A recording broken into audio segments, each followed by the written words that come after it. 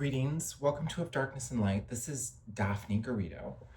I am going to be laying out my pitch as a creative artist looking for a patron to take me on as someone to earn back the grace they give me financially in short term to continue writing and to do it in relaxation and to do it with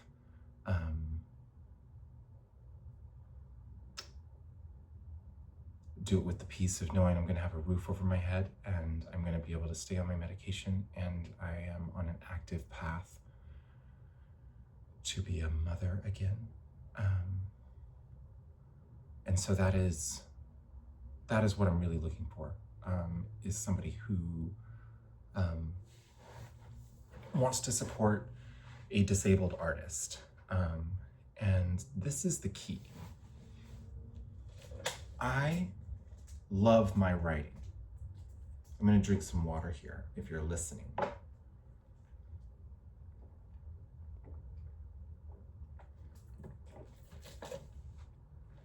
I love my writing as it is on Substack. And I use Scrivener as well. And it's like a copy-paste situation. My brain just has grown to love writing on Substack's platform. I tried WordPress, and it's like you can make a prettier looking website, but its user interface for creation is garbage for my brain. But I really love the idea of writing the way I do, and eventually, perchance, selling subscription to reading the books I'm writing actively. But then there would need to be a thing where it's like, hey, if I'm using music still, it would have to be music that I have the rights to do that too. Because I don't charge any subscriptions. I used to have like, just like meaningless subscriptions because I don't have paywalls anyways, but I used to let people subscribe just to support financially. But I took it down as soon as I realized how much I was using music and how I was trying to find a livelihood. And it's like, hey, so I'm feeding chump change, but listens on Spotify to the people whose music I'm using, and I'm not profiting off of it. If somebody really disliked it, they could serve me with a take it down, right? And I would. But it's not worth it to anybody because I'm not making any money and nobody's really watching. One of my favorite stories about using music like that is, what is it called? There was the wrestling war between WWF and WCW. WCW was just using music because nobody cared. Or maybe it was one of the other podunk wrestling operations, but somebody out there was just using music because there's just nobody watching, nobody cared, and they were making money off of it. But I just would very much like to work with musical artists, because I used to do filmmaking and I never had that kind of connection. So I have a great respect for honoring their rights, but I also go so fast, it's hard to make credits and stuff. So I just use the Spotify. Anyways, that's my whole thought process on that. And it's kind of a swerve, but at the same time, I want to continue writing the way I do. And I have so much content, and I can produce in a straight line kind of way. And if I am settled, I can focus on one of these unfinished book projects and go straight through. The problem is I don't have a flexibility of what I can write based off of my executive dysfunction. And I'm playing a hopping around game based off of what I can write without feeling completely sick to my stomach. And the best example of that is, as soon as I wrote Princess Starlet in the Icon, chapter 1, I was like, I think this is going to be one of the best things ever written in my own estimation. And I love it more than anything. And it is so beautiful to my heart. I don't know how anybody could read it and not like want to puke. It's so sweet. Um, and um, that's how the whole thing's going to be. And I can't do it while I'm getting like tortured to death in society. So that makes me very sad.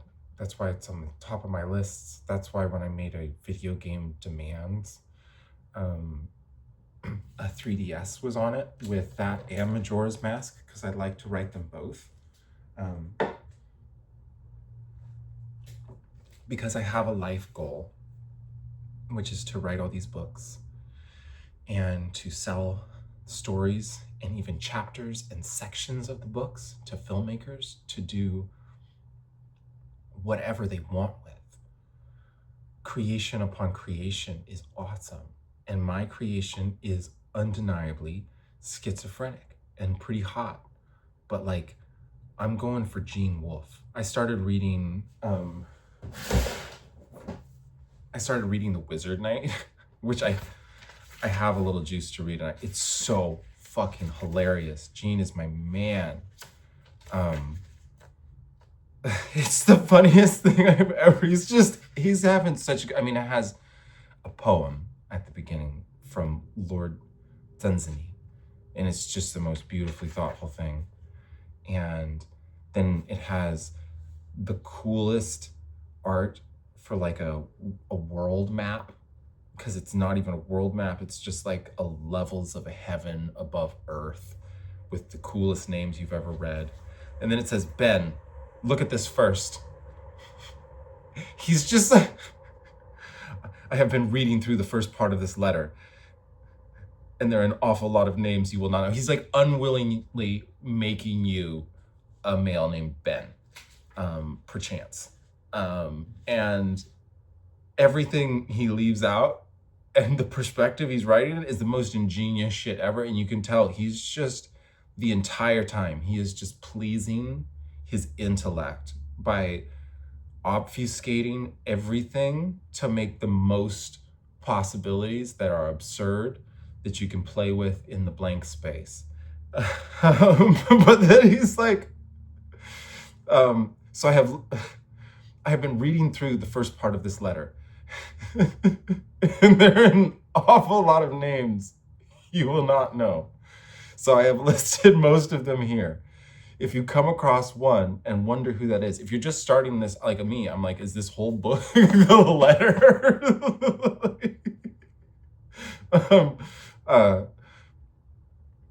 If you come across one and wonder who that is or where it is, you can look here. You would be wasting your time to read this now. It is just to look names up. If a name is not here, I missed it, or I do not know either, or I knew you would know already. Here they are. So it's like using reverse psychology to make you want to read them all, even though it really is pointless and he's telling you the truth. But it's like, it's like Abel. This is the name I use here. It's like right from the top, it seems like stuff you actually need. And then it's just like, everything's so interesting looking, but then there's like a million names. There's so many names. And it's just the first part of the letter. And he said, if a name is not here, I missed it, or I do not know either, or I knew you would know already. Here they are.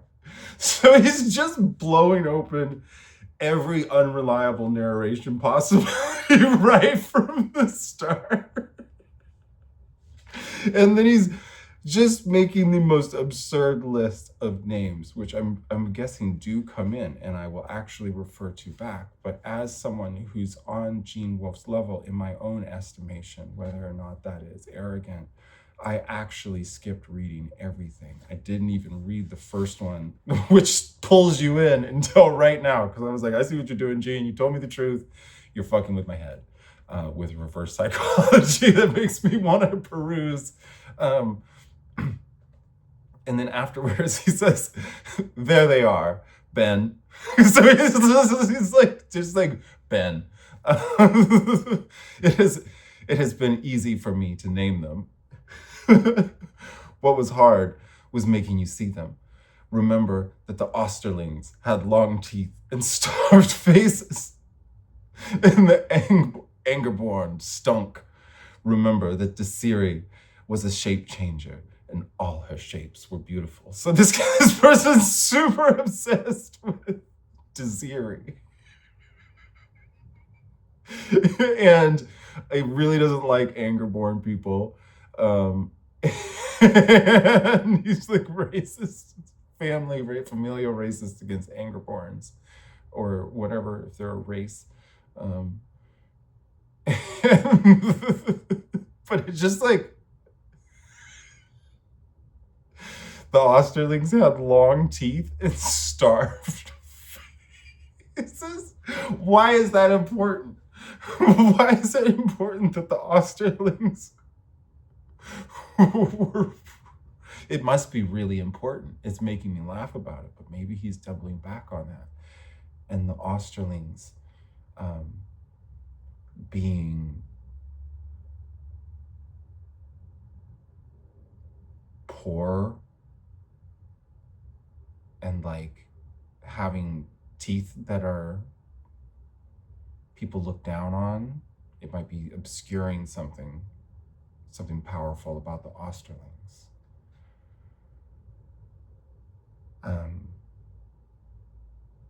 Or they think they're, okay, gotcha, so we're talking vampires too. But all those options are open if you think about the way Gene Wolfe's writing. And this is also compelling you to double back and look if you haven't, because he's like, remember. But then it's like, then he's like, chapter 1, Dear Ben. He probably had so much fun. So much fun. I wonder if his subconscious dumped these names for fun and was just like, I'm gonna make that work with my big brain. Like, what's going on with Gene Wolfe's brain? But anyways, what I'm saying is, I've written a lot of these things like a schizophrenic, unlearned Gene Wolfe protege. And that's hot. But there's a lot of people nowadays that are not reading The Wizard Knight. And there's a lot of people that would love the guts of this. And so even though I'm 13 minutes in, if you've been listening, you're obviously my friend. You got past the part where I called myself mother. That's a requirement for this role, is that I don't have to give a shit about saying stuff like this either.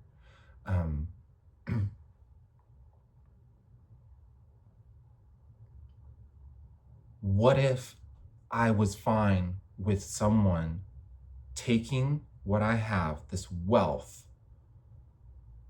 not only giving me course corrections or instructing me to go back and fix things in a way that their mind knows will make it fit with capitalistic society?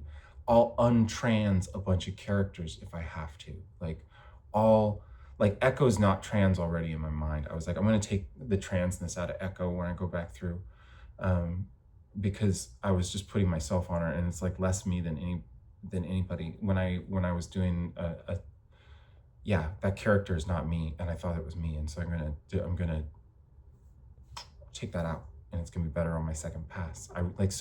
That's one thing I want to say is the Foundry is my fucking baby. That's the one thing where it's like, nah, it's like my hands off. Nobody gets to change Time Throws Fire words except for me. I'm hot about that. But everything else is aimed more towards adapting towards what could be more commercially acceptable. And even the Justiciars, I'm willing to reface that one because it was my first, and it's an epic, and it's humongous, and it's beautiful, and it could be split up into two it could be changed significantly. I've known in the mythology of the Justiciars, it talks about how somebody needs to help me fix this one. So I've always been like, okay, cool. There's a co-writer for this. But that's the thing is like, my name is Daphne Garrido. Ophelia Everfall is a pen name. You can have two people in a pen name. Somebody could convince me to change my pen name, dude. Somebody could be like Ophelia Everfall and this. Somebody could convince me to use Daphne Garrido and put their name on there. Somebody could hire a ghostwriter to change things how directed, that becomes a like creative partner, right? I'm cool with it being however it needs to be.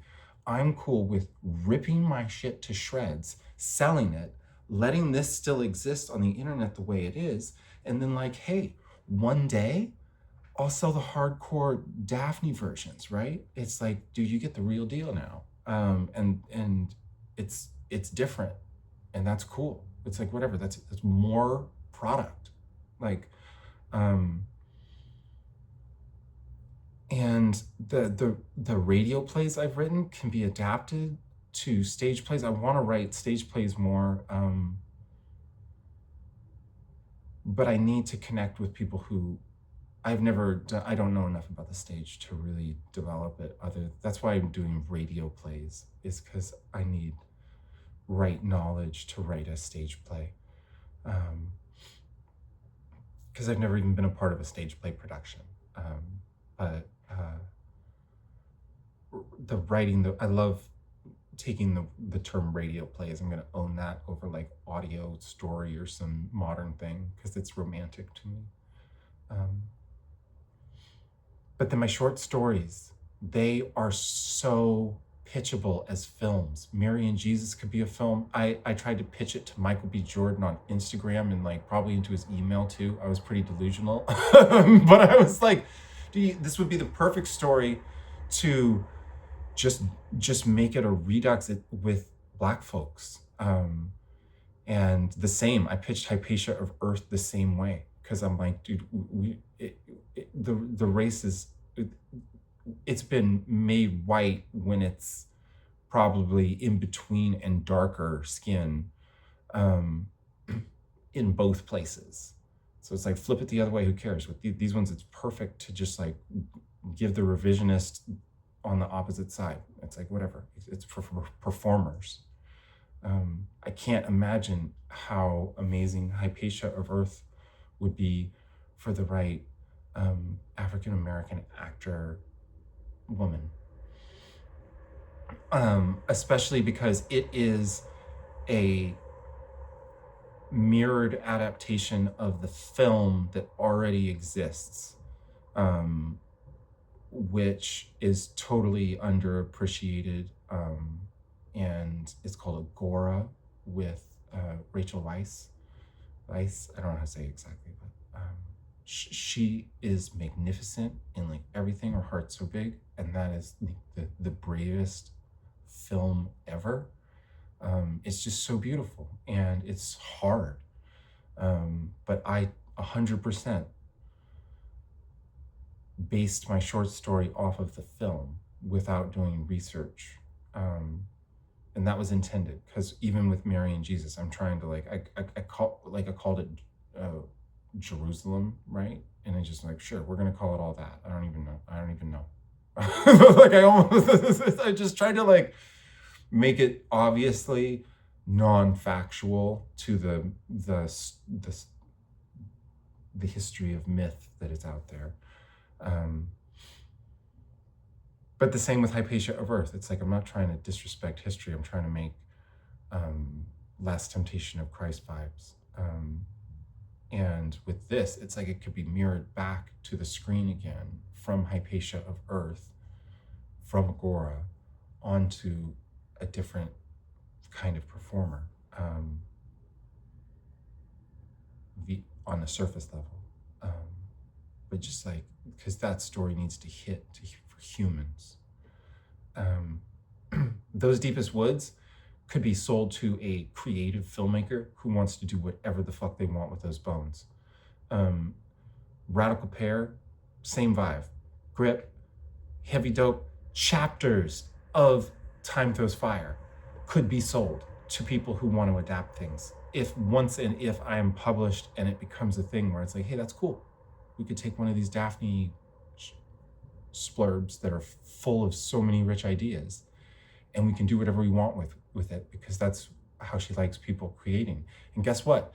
The books that are out there on the shelf already are like that. She already had somebody help her adapt her schizophrenic mind for everyone else, because she has no fucking grip on possession, because she trusts other artists. And she knows that if somebody goes over this, like say there's somebody that wants to be just like a genuine all-in partner, that's like, we can do this together. I can help get you the stake to survive, and we can start working it out. That's hot. Because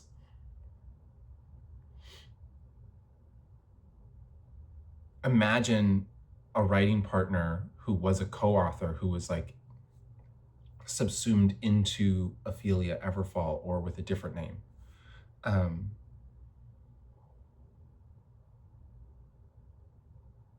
I could just write this way forever and produce and trust somebody to just make it all way better.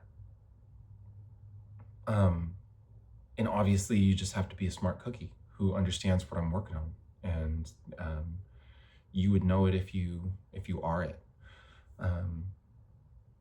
because you've obviously been following. But I'm also cool with somebody taking that leadership position and like orchestrating the other creative parts, just like owning it. And it's just like, save my life. Let's make a new theater vibe, right? Like, I know that I call myself like Shakespeare, and that's kind of offensive to people probably, but it's because I'm recognizing how I can produce like an insane person. And I've been living in destitution, honing my English alone without a scholarly background, and doing new cool things with English. And there's so many layers. There's personal layers I don't even explore in my journals within everything. There's layers specifically to people.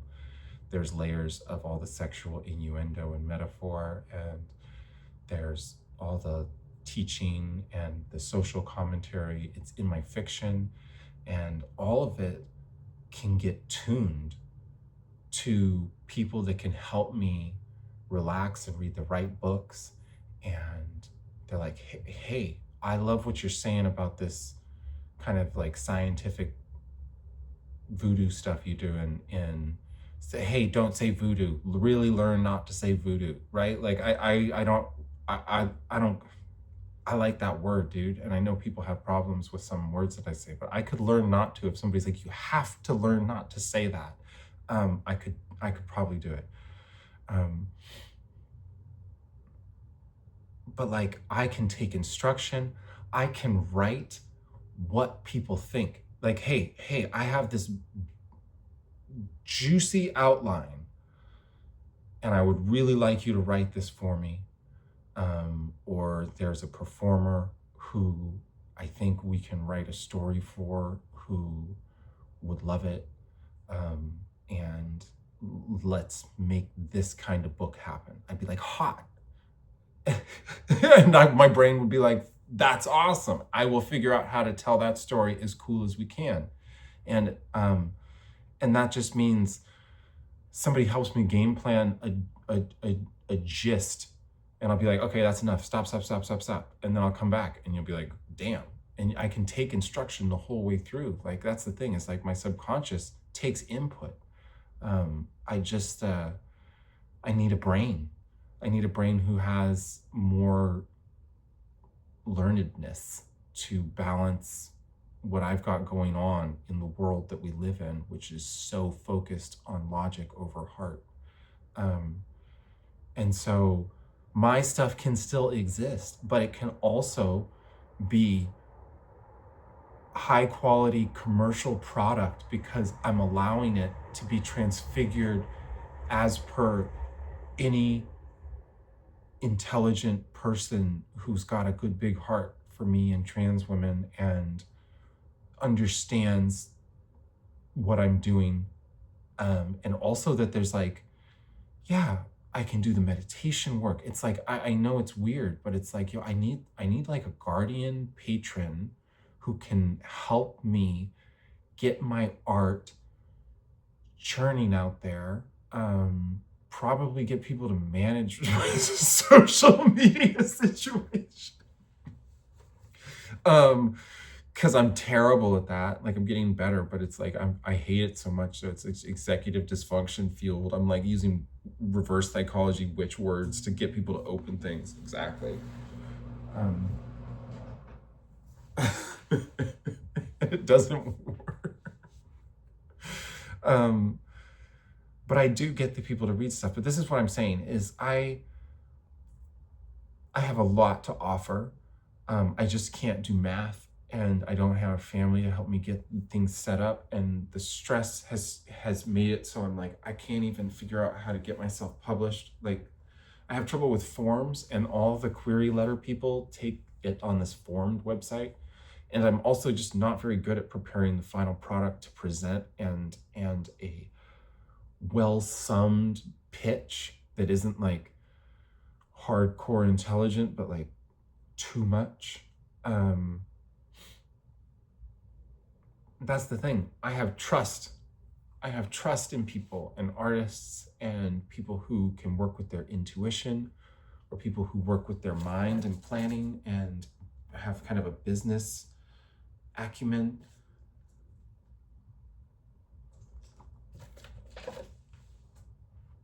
And I want to act on the stage. I want to play Vicky Darkblood, dude. I have people I know where I'm like, let's have fun. You be the Empress. But anyways, I love creating, and it is my therapy, but if it can become less art therapy immediately if I am not in a terrifying situation needing to create art. And so I've been working on another example of how I can do something that is a product of the highest order. It's like a F-Zero novel. And it's basically like I'm taking grip and I'm doing the Arbiter's Cup. And it's like in the language. I want to write 13 novels of a racing league that has 12 planetary stops on its circuit. And each book has 12 big chapters that are each race day. And there's a 13th where this woman who has made herself augmented machine just enough to still be human and qualify despite people's objection to that, is the first person ever to come back and do the 13th one again.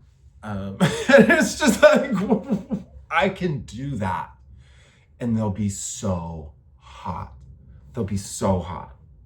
This first one's already so cool because it's like, I have a real cast. It's an ensemble. It's still based around me, but they are not a trans woman. They're just a machine. So I still haven't written a male main character, but I could do that, and I'm planning to. I'm working up to it. I love really quality feminist fiction, and I have problems with some of the cloying stuff, the pandering stuff. And so even though there is an abundance of like new age feminist fiction that came out, that has, some of it has been really good, especially in literature. What's been produced in the kind of like the visual arts and performative arts is not my favorite. And so I'm like creating these action stories and these science fiction stories, and my guts just can't not make it about a woman. And then always to start, it's been like trans woman too, because I want to give people like me something that's the best. but I can do that for everybody. And I'm really excited about it. The Grimoire is such a movie. It's just like, ugh. Even the underworld. That would be the funniest one. You have to take out the person doing the meditation. um,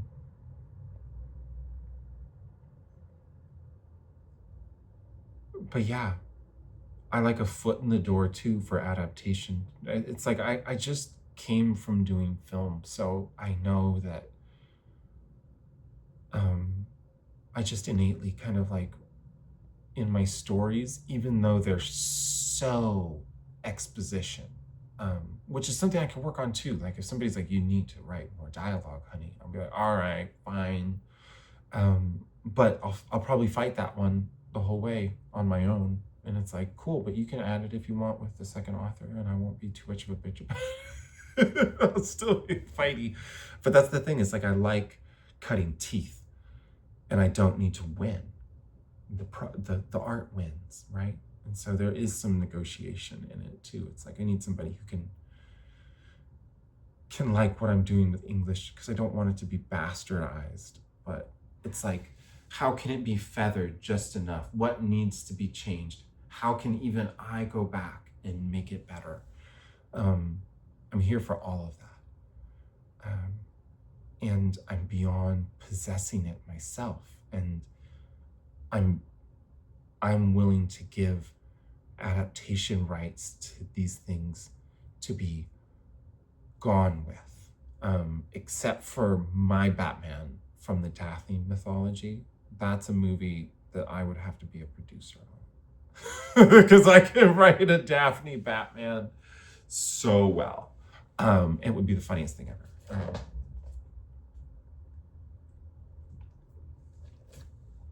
I can write screenplays too. They would be really good. I used to write screenplays a lot, and I just, I won't do it.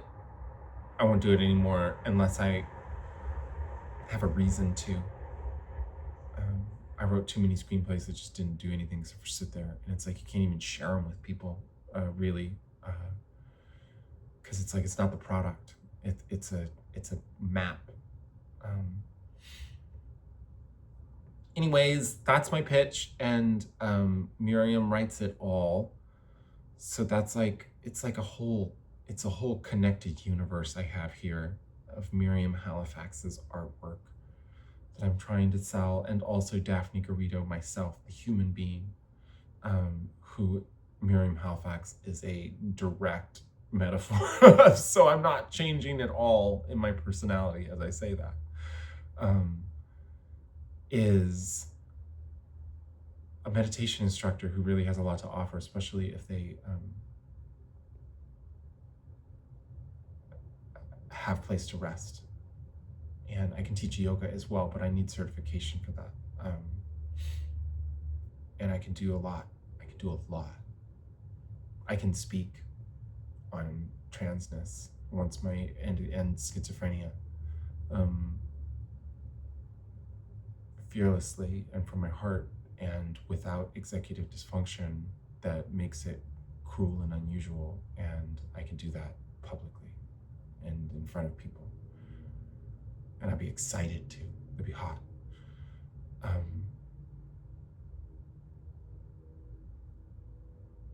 Anyways, that's a lot about me. I could literally be a disabled politician. I mean, what if politics become these days? What kind of beast do you need to stand across from a Donald Trump and be like, listen, I love your heart when you fight about the right things, man, but you're being kind of like retarded.